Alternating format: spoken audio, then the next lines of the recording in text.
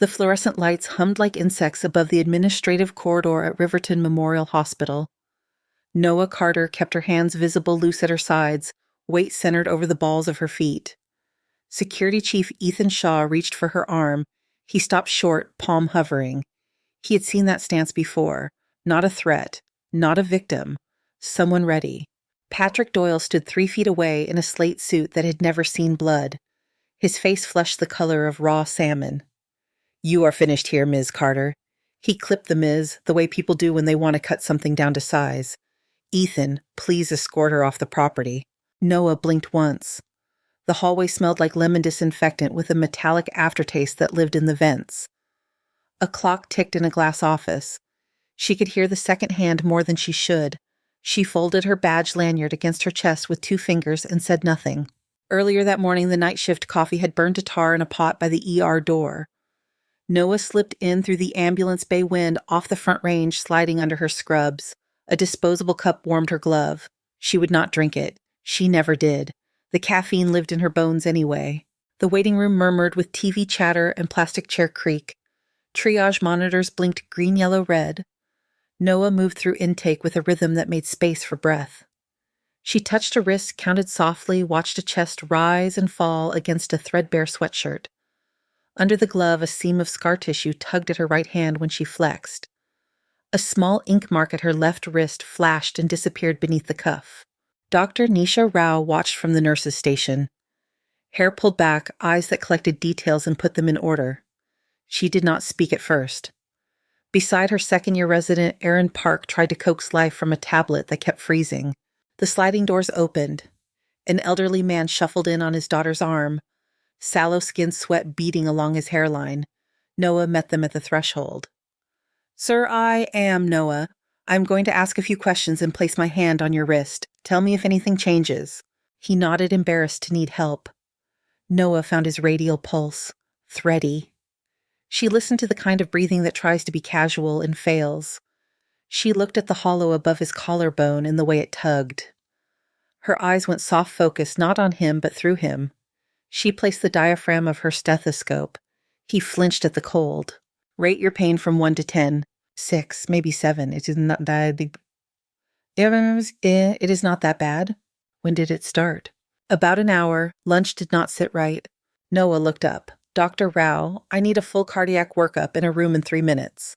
Aaron frowned. "His vitals are borderline. Protocol says we observe." "Protocol does not see what I'm seeing." Noah's gaze clicked to Aaron for 1 beat. Not a challenge. A calculation. Aaron shifted her weight back like a hand that had touched a stove and learned. A few minutes later, the old man was on oxygen EKG tracing trouble across paper. The cath team took him upstairs for a lesion that looked like a trap door. He would live because a window that small had not been wasted. Patrick Doyle heard about it before his second meeting. He did not care that the old man would meet dinner. He cared about the way a physician assistant had looked past a resident and called shots with attending weight. He scrolled incident reports on a tablet until his thumb ached. 4th time this month, the notes were precise. The outcomes were good. He closed the file carefully. The carefulness hid the urge to throw something. "We have hierarchies," he told his assistant through glass. "Liability, oversight, chain of command." The assistant watched a fly batter itself against a window. She did not answer. The break room was a rectangle with a dented microwave that rattled when it ran. Noah sat at the far table with a protein bar unwrapped and bitten once. The coffee beside her had gone chalk cold. She did not notice Dr. Rao take the chair across from her until the chair sighed. "Where did you train Miss Carter?"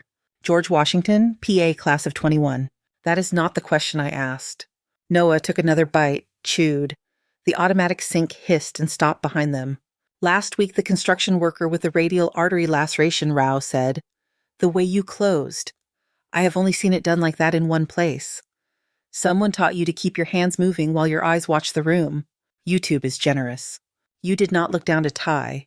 You watched the door. 6 exits if you count the window and the service hatch." Noah stood.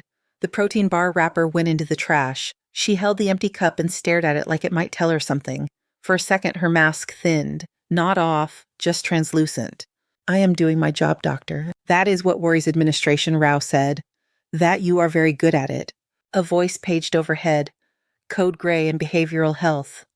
Someone wheeled a mop bucket past the door. The lemon smell fought a losing battle. Noah turned to leave. One more thing, Rao said. If I ask you to help me run triage in a surge, will you say yes? If the patients need it? Rao nodded. It was both the only answer and the most dangerous one. The administrative wing felt colder, though the thermostat lied. Patrick Doyle sat behind a desk with nothing on it but a phone, a pen, aligned with the edge, a picture of a boat. Noah took the chair without asking. She placed her badge on the desk of her own accord. He liked when people waited to be told. She did not. Ms. Carter, we are placing you on administrative leave pending review of repeated deviations from protocol and insubordination, effective immediately. People are alive because of those deviations. That is not for you to decide. Then whose decision is it? Yours. You do not touch patients. He breathed in through his nose and reached for the phone. Security, please come to Administration A, now. Noah watched the pen roll a small distance and stop at the frame of the picture. A boat on flat water. A thing that believed itself stable. Ethan Shaw arrived and took in the room in one sweep. Mid-40s service tattoo softened by time eyes that calculated without looking like they did. He rested his hand near his belt, not on it. We are leaving, Doyle said. Escort her. Noah stood. She did not tense. She did not plead. She tucked her badge lanyard into her pocket and stepped into the hallway. The floor wax felt tacky under her shoes. A woman at a copier glanced up and then away as if the sight might carry a charge. The corridor was empty in that airy way that happens between surges. Somewhere a baby cried and then fell quiet. Noah's pager buzzed against her hip. 3 short pulses. She felt them more than heard them. She could name the vibration pattern in her sleep. Ethan's hand hovered again. He had moved with people who moved like this before. He knew the posture. He lowered his hand. The overhead speakers clicked alive. A breath of static, then the voice that made rooms move. Trauma alert, multiple casualties, crane collapse at the Canyon Ridge site, all available staff to trauma bays. Noah looked at the double doors at the end of the hall. They opened onto a world she knew better than this one. She did not look back at Doyle. She did not speak. She walked toward the doors. They swung inward. Air rushed past thick with the smell of hot metal and wet concrete. A siren began to rise from the street. She reached for a gown on the run. Her hands did not shake. The trauma bays bloomed into motion. Plastic curtains snapped on their tracks. Carts rolled hard across the tile. A nurse handed Noah a gown. She slipped her arms through as she ran fingers finding the ties without looking. Aaron Park was already at Bay 1, eyes bright and too quick. Dr. Rao stood at Central with a clipboard she did not need. Her voice cut through the noise. We clear 1 and 2 for criticals. Labs on standby. Blood fridge unlocked. Respiratory at the ready. The first stretcher hit the doors. 2 medics brought in a young man whose chest moved like a broken concertina. Left ribs moved wrong. Skin gray with a wash of sweat. Air hunger on his face. Crush under a steel lattice. Arrested once on the ride, the lead medic said, while he compressed the sternum with steady arms. Decompressed left side in the field. Breath sounds improved, but he is fading. Bay 1 Noah said. Aaron, you are with him. You will need a chest tube and probably 2. Keep your landmarks tight. Noah looked at the man's neck veins and heard the rasp under the mask. Get a vent ready. Move. The second stretcher swung in on the heels of the first. A woman in a construction vest with a bar of rebar through her lower abdomen. Awake but drifting. Hands cold, lips white. Her breath came in quick little sips that never satisfied. Bay 2 Noah said, I want a trauma panel and type and cross for 8 units. Warm blankets, keep her still. No one pulls anything. We build the world around the metal. They flooded the room. Sirens spooled down as ambulance after ambulance disgorged bodies and voices. The ER took them in and made space where there had been none. Noah moved between bays with a narrow focus that still saw everything at the edges. She touched, counted, placed, redirected. A hand on a wrist, a finger at a throat, a palm on a cold forehead. She labeled not with tape, but with tone. Hall bed. Fast track. Wait. Now. Ethan Shaw stood near the intake doors and watched her work. The badge on his belt said security. The crossed scars on his knuckles said something else. He kept out of the way and listened as his radio chattered about parking and police lines in a news van that had decided rules were for other people. A stretcher came in with 2 patients, a forearm bent at a wrong angle, a scalp wound pumping a rhythm that wanted to be a fountain. Noah handed the scalp to a patient care tech. 2 hands here. Hard pressure. Follow my hand. Do not stop. She guided the tech's fingers until the bleeding slowed. Good. Breathe. Keep that. Then the 5th ambulance swung hard through the bay, and a boy sat up on the stretcher like he did not belong there. He smiled when he saw Noah. Half brave, half apology. I am okay. They said I should come anyway. I can wait. There are worse people. Noah looked at his color. She looked at the bruising across his left side where the seatbelt had kissed bone. The mark climbed higher than it should have for a simple lap restraint. It feathered toward his flank with a pattern she had learned to respect. His breathing was fast but shallow, and he did not use his belly. The muscles around his ribs did all the work. What is your name? Kai Bennett. 19. She placed her hand over his stomach without pressing. Take the deepest breath you can for me, Kai. He tried. The breath stopped part way. His mouth opened like a fish, and a thin line of panic crossed his eyes. He did not make a sound. Noah nodded to the medic. What did he look like on scene? Talking. Vitals solid. Walked to the rig. He kept saying he was fine. Trauma 3, Noah said. Now. Aaron, bring the ultrasound. Rao, I need blood ready in an open room. Aaron hesitated. His pressure is stable. We have 2 worse in 1 and 2. We will lose him in 10 minutes, and we will not see it coming. Noah was already pushing the stretcher toward Bay 3. Look at his breathing.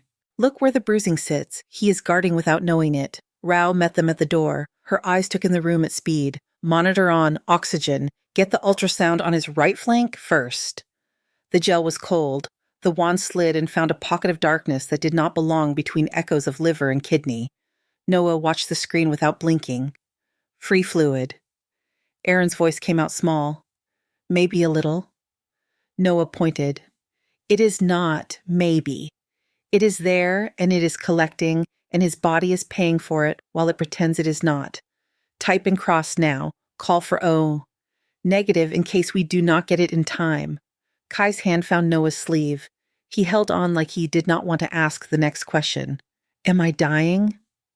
Noah's voice did not rise. You are bleeding inside, and we are going to stop it. That is the only thing you need to know. Aaron took a breath. Dr. Ortiz is 15 minutes out. We can stabilize and wait.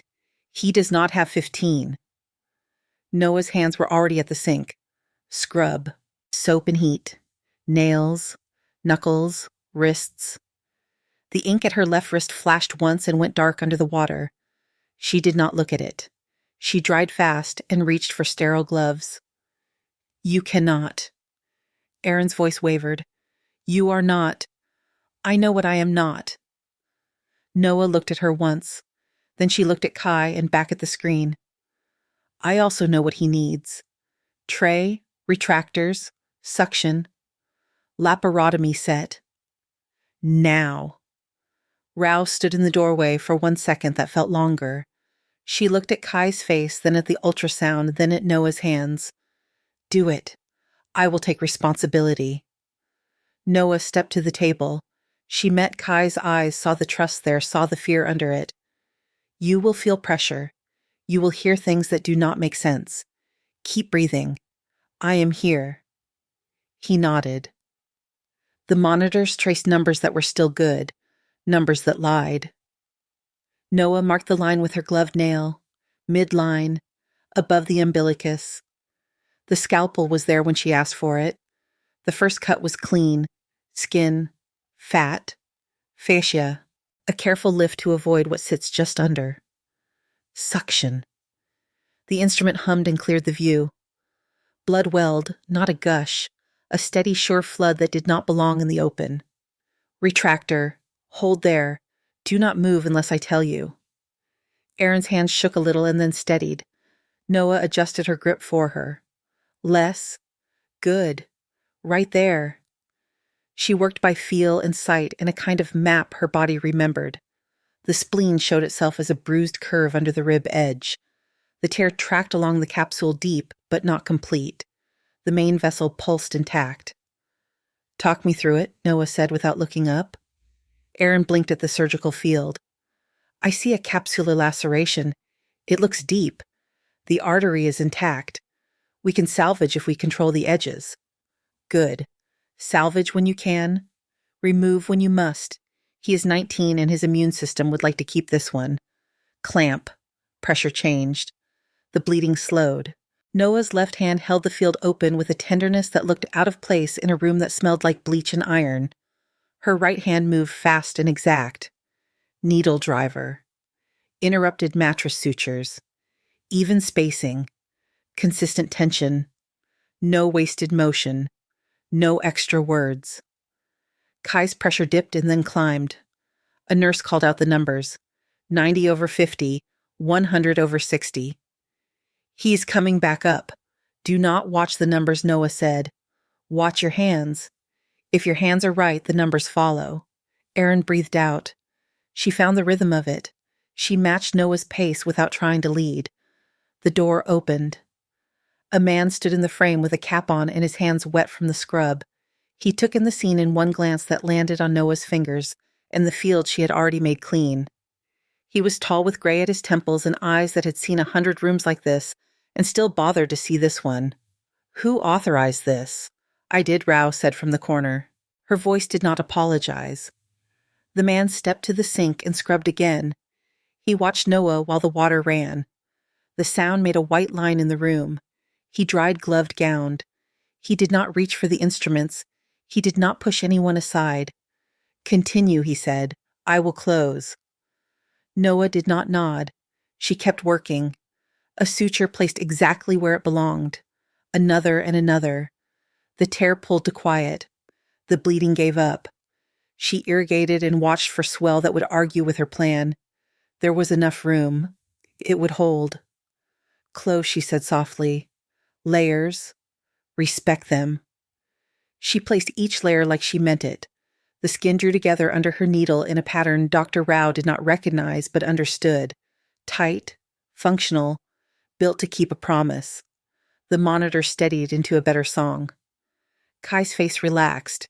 He looked like a boy again instead of a statistic in a queue. Noah stripped her gloves and dropped them into the sharp spin. She put one hand on the bed rail. "You did well. Rest. Meet your mother when you wake." The man with the gray at his temples moved to the head of the bed and checked the lines Noah had already checked. He looked at the sutures and the time on the wall in the absence of mess. He looked at Noah. "Where did you train?" "George Washington," she said. "PA. That is not the answer." He glanced once at Rao. He returned his eyes to Noah. "I am Dr. Samuel Klein. And you can tell me the truth, or you can pretend you learned that on a video." Noah's palm brushed her left wrist. The ink there pressed against the glove line. She did not answer. Not yet. Rao stepped in. "Dr. Klein, we had no time. He would not have made it to your parking space." Klein nodded once. He was not angry. He was measuring. He looked back at the suture line. "I have seen that exact pattern in one place. Not in a hospital. In a paper with bad photos and good outcomes." Ethan had edged closer to the doorway. He stood like a piece of furniture that had always been there. His radio hissed with the sound of someone laughing 3 rooms away, wrong for a place like this. He turned the volume down. Kai slept. The room eased. The air felt heavy with things unspoken. Klein tapped the bed rail twice with his knuckle and turned for the door. "We are going to talk," he said. "Not later, not never, after you wash your hands." The overhead speaker clicked. The noise from the other bay swelled and then quieted. Noah looked at her hands. They were steady. They had been steady all morning. She pulled a new pair of gloves from the box and snapped them on. She stepped into the hall, and the smell of lemon met the smell of iron again like 2 notes that did not belong together and still did. Aaron watched her pass. The resident swallowed and stood straighter and touched the place on her own wrist where there was no ink at all. Bay 1 had quieted into a hard, steady hum. The ventilator sighed. Aaron's chest tube bubbled where it should. Noah moved past the curtain and stepped into the next storm. A stretcher cleared the doors.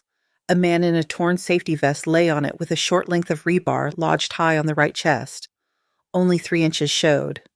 The skin around the entry was puckered and pale. His mouth opened and closed for air that did not satisfy. His neck veins stood out like thin ropes.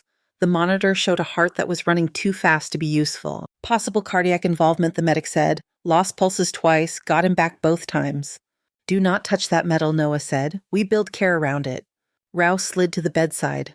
Breath sounds are muffled. Pressure is 50/30, pulse is 140. Noah listened with her stethoscope pressed to the left chest. The heart sounds were distant, as if heard through a wall. She watched the pulse pressure on the monitor narrow. She watched the jugular veins at the neck. She felt the skin grow damp under her fingers. Pericardial tamponade. Erin opened her mouth. We should get a portable chest x-ray. We do not have time for pictures, Noah said. She looked up. Subxiphoid window, ultrasound, 18-gauge needle, 60 cubic syringe, betadine. A tech elbowed the ultrasound into place. The screen bloomed into gray. The heart moved inside a dark halo that did not belong. Fluid filled the sac. The chambers could not open. Klein stepped in and took the other side of the bed. Where is Morrison?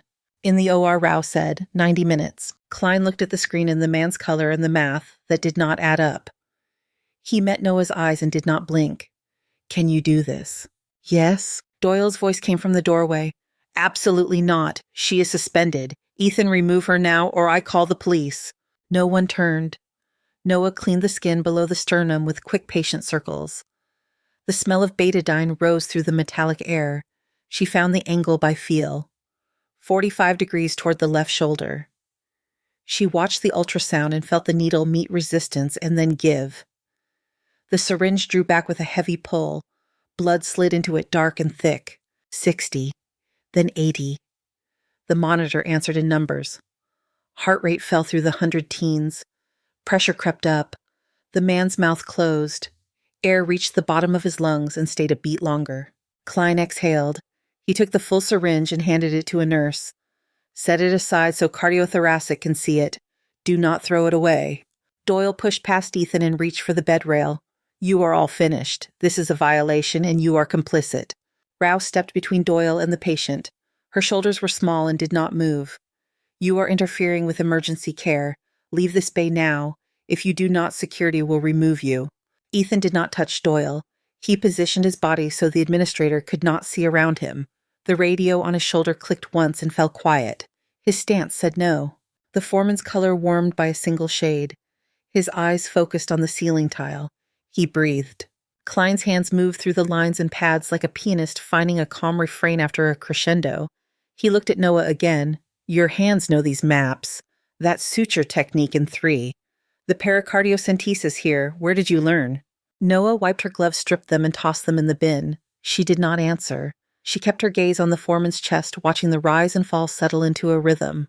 The bay's doorway filled with a man in a dark suit that did not flex when he moved. He had hair clipped close to the scalp and a face that had weathered wind and command briefings. He did not look at the patient first. He looked at Noah. Lieutenant Colonel Carter. No one else spoke. The word hung there, rank in a civilian room. Doyle's mouth opened and shut. Rouse's eyes cut to Noah's wrist where ink hid under the cuff. Klein stopped moving. The man reached inside his jacket and produced a credentials case. Adrian Beck, Pentagon, Medical Command. He held the wallet open for the bare seconds it took Ethan to nod. Then he closed it and tucked it away. You have been difficult to find, Doctor. Noah's shoulders tightened under the gown. I am a physician assistant here. You are an MD, Dr. Carter. Johns Hopkins. Surgical residency at Walter Reed. 8 years with Army Special Operations Command. He said the facts like weights set down in a row. The papers said you resigned. The reality was different. Klein tilted his head. The suture pattern, the timing, the way she moved. He spoke to Beck without taking his eyes off Noah. I read a paper years ago. Field stabilization in austere environments. The Copper 10 protocol. 10 minutes to control a bleed and hand a life back to its own body. The photos were grainy. The numbers were not. 47 documented saves, Beck said. The author disappeared after a last deployment with a code name that did not explain anything. Operation Ash Lantern. Doyle found a voice that did not carry far. This is absurd. If she is who you say she is, why is she working below her license? Noah did not look at him. She looked at Beck. You could have left this alone. We tried, Beck said. He stepped closer, not enough to crowd enough to be in range for a quiet conversation. We are building a joint trauma unit that will braid military and civilian protocols so that nights like this break fewer people. We need someone who has seen both sides and can choose when the math does not match the policy. Noah wiped a smear of betadine from the foreman's skin with a folded towel. She placed the towel in the trash. The room smelled like lemon again. The smell had come back with the air conditioning. I am not interested. Because of Ash Lantern, Beck said not cruel, not gentle. The name held a ruin behind it. He glanced at Rao and Klein, 11 children, a village that had not been on the map. An extraction window that struck the clock like a fist. Command said, stabilize your team and leave. You stayed and operated with a headlamp and a satchel while the walls shook. Klein's hands went still at the chart. Aaron stopped pretending to write. 3 operators died later, Beck said. They told you those deaths lived on your ledger. They cut you loose with medical language in a box you could put in a closet.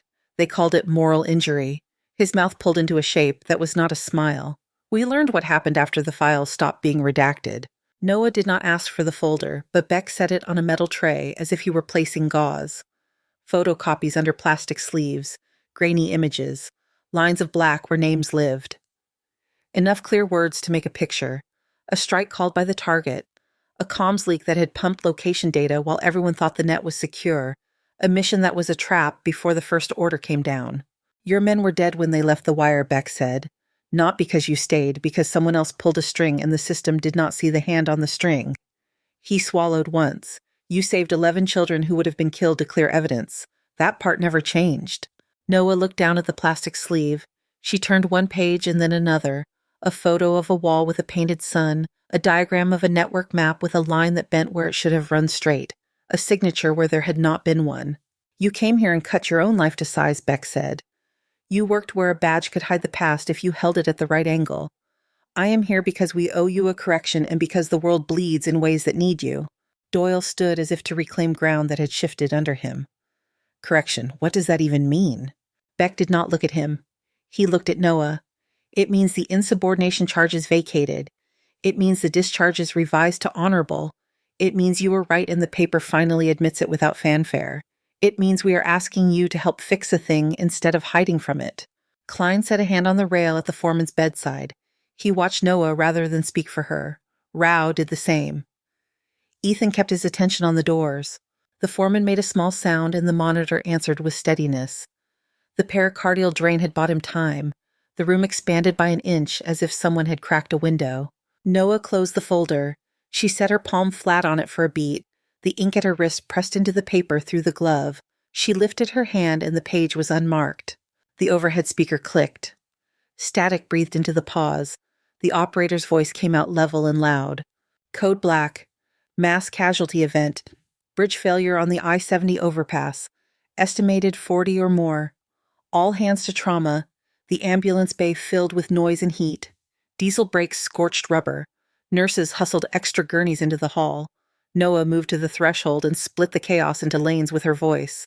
We stage criticals in 1 and 2. Overflow in the corridor. Green tags to fast track. Yellow to observation. If you have 2 hands, you will use them. A fire captain reported as they rolled the first wave inside. Bridge failure, multiple vehicles down. Entrapments. We split extrication between both ends. More coming. They brought a man with his chest distended high and silent on the right.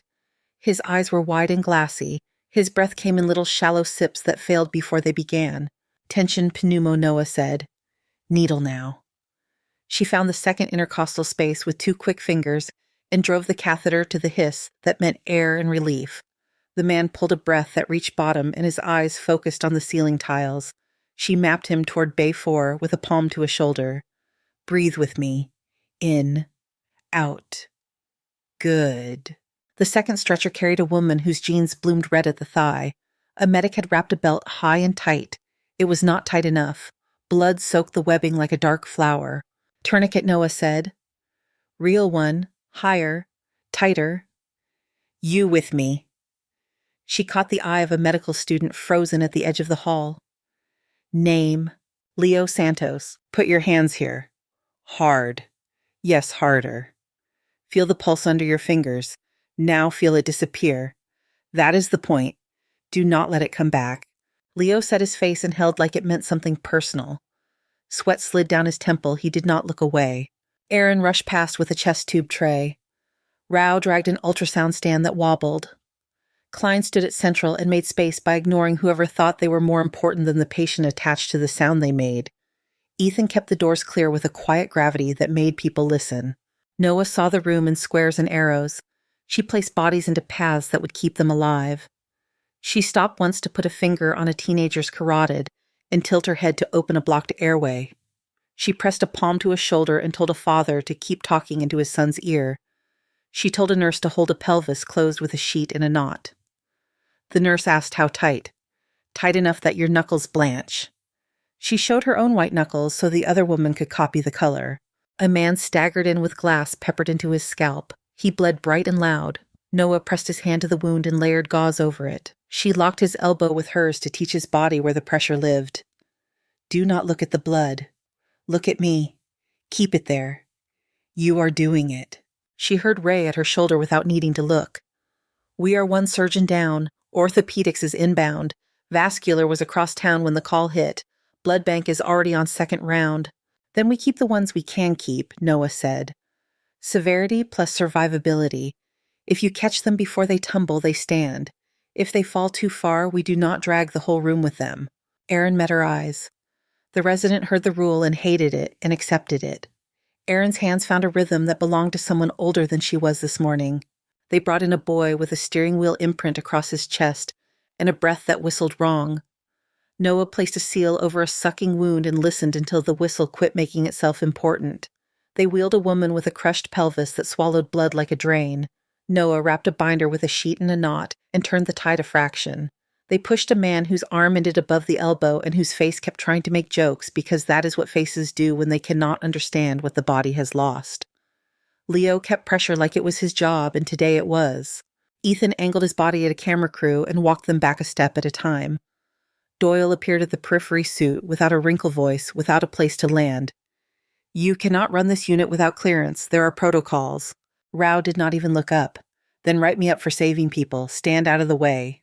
Klein slid into Bay 1 where Aaron had a chest open to the air. He took her through each step with a low, steady tone that made her hands sure. He did not take over. He placed confidence where it belonged. A lull that was not a lull hit the room like the eye of a storm. For a heartbeat, there were enough hands where they were needed. Then 2 new stretchers rolled in from the same crew, pushed hard by men who had run uphill. The first carried a man in his 60s with a pelvis mashed flat under a dashboard, and the gray look of someone whose blood was on the floor of a road. His eyes were open and clear. He scanned the room like he was counting exits and threats. His voice came thin, Carter. Noah moved to the side of the stretcher. Sir, stay still. We have you. Kandahar. Convoy hit a roadside bomb. You worked on me in a schoolroom with chalk dust in the light. Told me not to die because you were tired. He tried to smile and coughed red. Name came out between pushes of breath. Tom Rourke, Sergeant Major, retired now. Looks like we meet again. Rao's eyes flicked to Noah, and then to Beck, who had taken a place at the edge of the bay with the look of a man who had spent too long in rooms where outcomes were graphs. Klein laid a palm at Rourke's pelvis and felt the give that should not exist. He did not say the words. Noah saw them anyway. We need vascular, and Ortho Rao said. We need everything, Klein answered. Rourke found Noah's wrist and held. His fingers were cold. I trust you. If you need to let me go, say it to my face. Noah let him feel the pressure of her hand, and then she set his hand back on the sheet. Not today. They ran a rapid infuser. The blood hung like dark garnet in the line. The monitor made a nervous sound. Noah looked at the number and then at Rourke's face and then at Klein. We go now, Noah said. Pack the pelvis. Find the bleeder. Fix what we can and hold what we cannot. I want orthopedics page to meet us inside. Call vascular out of whatever traffic eats them and tell them there is a bed waiting in a field that needs hands. Rao nodded and started the calls. Beck said nothing, but his phone was already to his ear, voice clipped and low. Doyle lifted his chin to argue, and Ethan put a hand in the air without touching him. The hand said no. Doyle looked at the hand and stepped back. They pushed Rourke toward the OR with Noah at the head, Klein at his hip, Aaron on the blood. Leo stepped out of the path with his hand still pressing another, life closed. His face had a streak of blood across one cheek he did not know was there. He watched and learned without asking. Noah scrubbed while the orderlies clipped the sheet free. Water ran hot and relentless over her fingers. The ink at her wrist glimmered once and disappeared under the sleeve. The smell of antiseptic climbed into the back of her nose until she could taste it. She closed her eyes for 1 second and saw a painted sun on a wall. She opened her eyes and stepped to the table. Klein placed the drape, ready. "Ready," Noah said. They opened with respect and speed. The abdomen spoke the language of damage. There was blood where there should not be blood. Noah's hands worked from known to known again. She packed the pelvis with laps until the field answered with less flood. She chased a tear along an iliac branch and pinched and clamped and tied until the red eased into oozing that the body could argue with on its own terms. She asked for suction and for more suction and then for quiet. She listened for the clue under the sound of machines. Orthopedics arrived with a frame and a plan. External fixator. Stabilize the ring. Make a space where blood could stop making bad decisions. Vascular slid into place at Noah's left and took a piece of the picture as if it had always been theirs. They spoke little. They named vessels.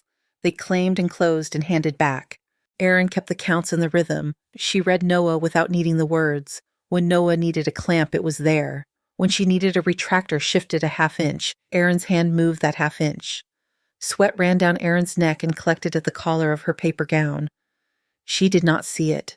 She watched the field and matched its breath. Work's pressure dropped, held climbed. The monitor wrote a story that changed its mind and then settled into something that wanted to keep going.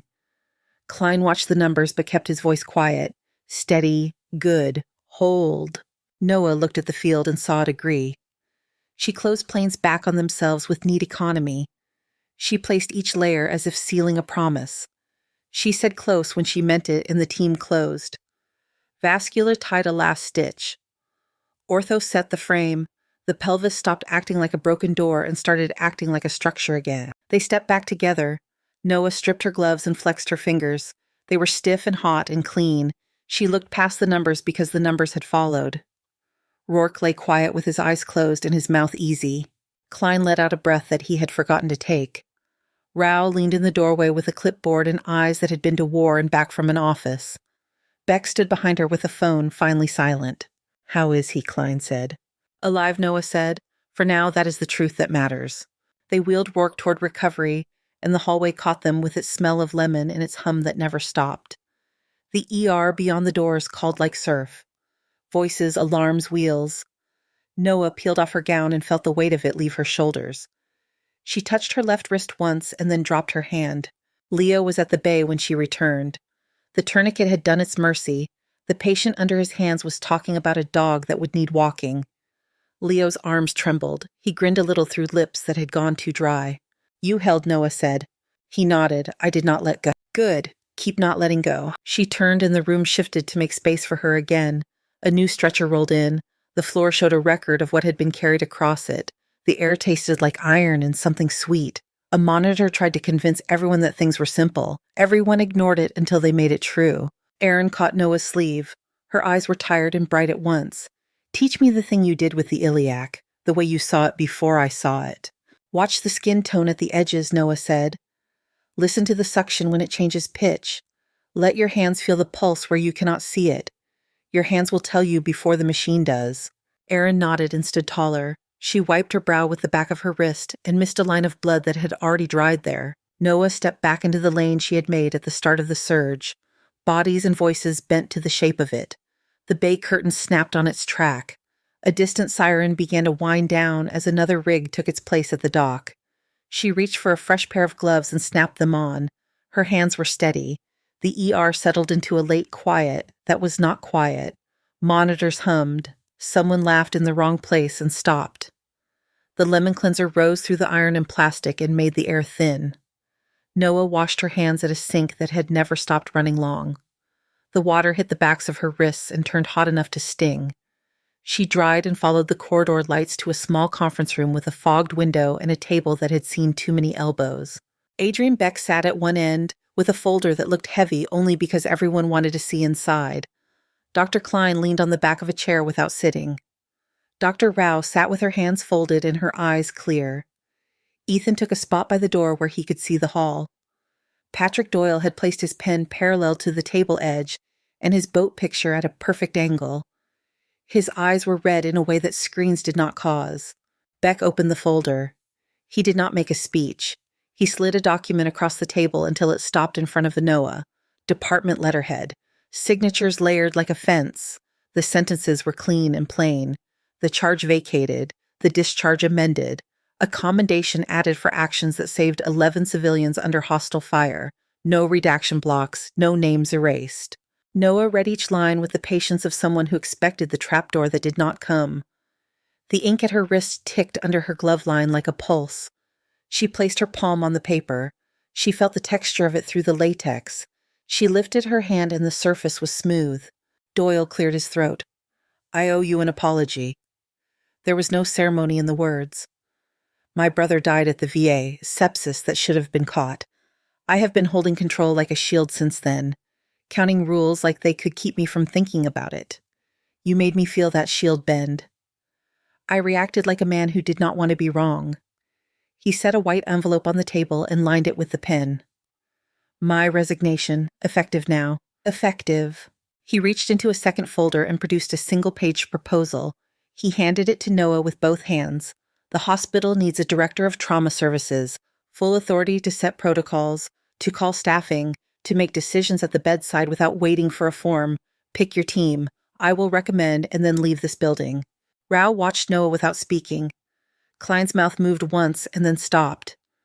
Beck's eyes stayed on Noah's hands. Noah studied the page. The words were bare. The power inside them was not. She looked at Beck. "Your unit. I will not wear a uniform. I will not sit in a chain of command that can call me off a patient. Consultant only with full latitude to write what I know and teach it to people who can use it." Beck nodded. "Done." Noah placed the hospital page beside the exoneration. "I take the director role if we build a training program that means more than a press release. Anyone with field experience can come. Veterans, medics, nurses, PAs. We turn what they know into credentials that matter here. No gatekeeping for people who learn by holding arteries closed in the dark. We build a scholarship fund for refugee medical students in the names of the 3 operators who died on Ash Lantern." Klein let out a soft breath. Rao smiled without showing teeth. Beck said yes. Doyle said yes. Ethan did not move. Noah looked at the 2 pages and then at the hands that had placed them there. She signed her name where a line asked for it. The pen left a steady trail. The room adjusted by a degree the way a body adjusts to a new weight it had needed all along. A knock at the door broke whatever came next. Ethan opened it. A man stood there in a dress uniform that fit like it had been made for his shoulders. He was older, with a face that had learned the weather and chose to live outside anyway. He held a triangular case and a photograph of a young man standing in desert light. "General Robert Hale," he said. He did not offer a hand. He set the flag case on the table and the photo beside it. "My son was Corporal Mason Hale. He was one of the 3. The words came out clean. He kept his back straight. "I came to look you in the eye, to tell you that my boy died because someone betrayed your team. Not because you stayed. He would have wanted you to stay. He believed in protecting people who needed it. He would have liked that you did not ask permission." Noah's fingers hovered over the glass of the photograph. The young man's smile had a tilt to it. His eyes were bright and sure. She touched the edge of the image and felt paper and a ridge in the frame where someone had repaired a crack. The general lifted the flag case and placed it in her hands. It weighed less than it looked. Her hands shook once. She held the weight and breathed. "Thank you," she said. He brought his right hand up in a salute that did not belong to any manual. It belonged to a father. He let it fall and stepped back into the hallway with a nod to Ethan that meant he did not need a path cleared. His boots clicked and faded. Noah set the flag on the table. She looked down at the ink at her wrist. The glow from the overhead fixture found it for a second and then lost it. She pressed her palm there and then released. They left the room and the hospital took them back. The overnight crowd thinned. The sunrise tilted the windows into small mirror planes. The city stirred. In a recovery room, Tom Rourke slept under a frame that held his pelvis in a stubborn geometry. In Trauma 3, Kai Bennett snored like a boy who had outrun something and did not know it yet. The next weeks grew a scaffold around Noah's decision. Paperwork bent to new shapes, meetings turned into equipment arrays and curriculum drafts. Dr. Klein and Dr. Rao built rosters and drilled a rhythm into the new team until the hallway sounds changed. Erin found herself leading a teaching huddle and did not realize it until later. Leo learned that his hands had two settings, delicacy and force. He used both. 6 months lived inside a stack of small wins and some losses that did not leave loudly. The day the program graduated its first class, the conference room wore a different face. Charts along one wall showed triage times cut down by minutes that had started to matter. Survival in the first golden hour climbed. Photos of the cohort lined another wall. 27 faces, some with short hair and old scars, some with tired eyes that were awake in a new way. Noah stood at the front in a white coat that carried her full name. The fabric felt less like a costume than she had feared. She did not hold a pointer. She held a stack of note cards she did not use. Dr. Rao stood beside her with shoulders straight. Dr. Klein occupied a corner like a tree that made shade. Reporters perched in the back. Administrators filled a row with crossed legs and polite attention. Beck wore a suit that had learned to relax. Doyle's seat stayed empty. Noah did not lecture. She told the room what had changed, using the room itself as evidence. The ER sounded different in the hours they had studied. The staff moved differently in the halls. The crash cart reorder included tools no one here had asked for a year ago. She named 2 cases by date and room number and the exact color a face turned before it started to improve. She did not say why it mattered. The faces of the people in chairs answered that without help. She lifted a hand toward the back row. Kai Bennett sat there in a fresh paramedic uniform he kept tugging into place. His mother cried without wiping her cheeks. Tom Rourke sat 2 seats down with a brace on and a grin that looked earned. His hand rested on the wheel of his chair in a way that said he would not be sitting in it forever. At the end of the row, a young woman held a backpack to her chest, like a shield and a keepsake. Her scarf was a bright blue that made the room feel less gray. Noah recognized the shape of her face from a grainy photo of a painted sun on a wall. The girl looked back and did not look away. After the questions and the applause that sounded like a manual clapped shut, the girl waited until the room emptied. She walked up with a cautious grace that had learned to move fast when it had to. "My name is Samira. Your headlamp had a crack. You kept tapping it so it would stay on. You told me to count my breaths in 4s. She touched her chest and counted 1 measure under her breath. "I wanted to say thank you. I brought you this." She unfolded a paper she had kept too long in a bag with books. A photo. Teenagers in winter coats outside a school. A soccer ball in the air. She pointed to a girl at the center with the scarf pulled high on her chin. "Me.